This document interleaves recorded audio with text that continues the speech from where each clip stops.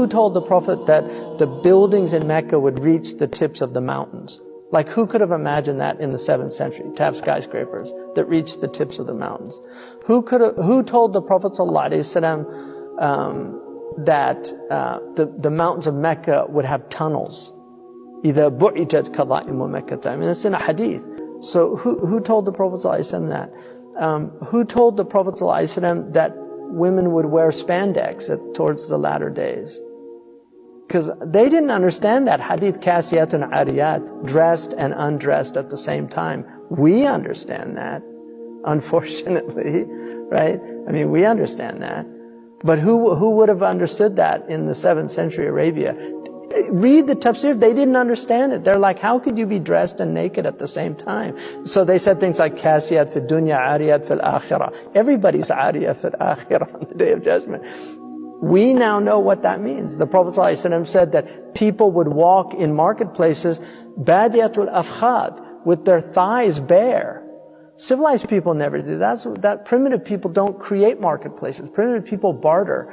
You know, they live they don't have marketplaces. That's the difference between civilized, one of the differences between civilized and, so he's talking about people in aswaq, in malls, walking with shorts on. Who told the Prophet ﷺ? I mean, there's so many things that he said. Who told him that destitute Bedouin would be vying with one another to build tall buildings in the Arabian desert? Who told him that all this money would come to the Arabian Peninsula? Who told him that the Arabian Peninsula would be turned into gardens and have green, I mean, it was desert. Like, now you go and you can see these amazing gardens. I mean, they actually have skiing in Dubai. Like, they have snow.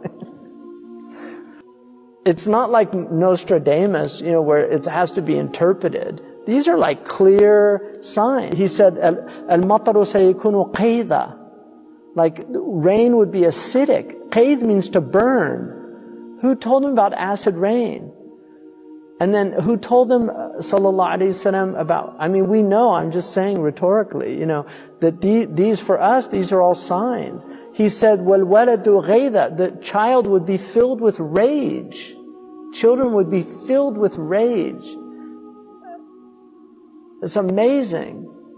And he said, يَفِيضُ اللِّئَامُ فَيْضَ وَيَغِيظُ الْكِرَامُ غَيْض. He said that the low people would be everywhere. And he said noble people would diminish. They would just begin to disappear. I mean, just look how people dress. Look how people have always dressed nobly throughout human history. Nobody ever dressed like modern people. Nobody in history. Romans had togas. You know, the Persians had their robes. You know, all these people, I mean, even native peoples had their feathers and because they knew, they had some sense of what human beings are. Now people walking around, they walk around they pay hundreds of dollars for rags. They pay hundreds of dollars for rags. What's happened to human beings that this is their state? I mean, you have to marvel at the leftovers. It's just amazing. But there were days, I mean, look, there were days when heroes walked the earth. Like now, they want to, every hero they just have to tear down. Everybody of any distinction, they have to tear them down. They have to destroy them. They have to expose them, show how they're just like everybody else. There's nothing special about them. You know, this is a sickness of people. It's all this leveling. And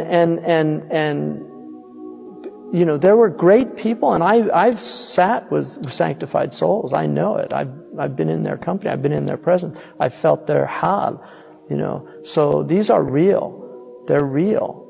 And the awliya are real. The people of Allah are real. And the lovers of the Prophet ﷺ, they know what they have, and they know what they have in their hearts. And the people that don't have that, they don't know. But Abu Hanifa said, if kings knew what we had, they would send their armies to take it from us.